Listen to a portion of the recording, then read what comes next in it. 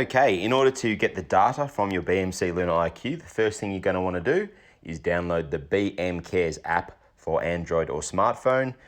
So just go to your App Store or Google Play Store and type in BM Cares, that's BMCARES, and then download the app. The next step is to bring up the QR code, and to do so, just press the button here, and it'll bring up the code on your screen. Now you can rotate the dial to go between iCode QR and iCode QR Plus. I suggest you go to iCode QR Plus.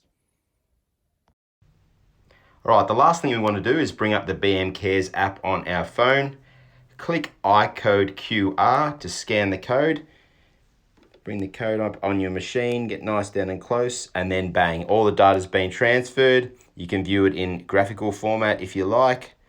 And if you click each individual date, it will then bring up more information about what happened on that particular date. And I'll put all that information in the description of the video so you can read about what the different bits and pieces mean.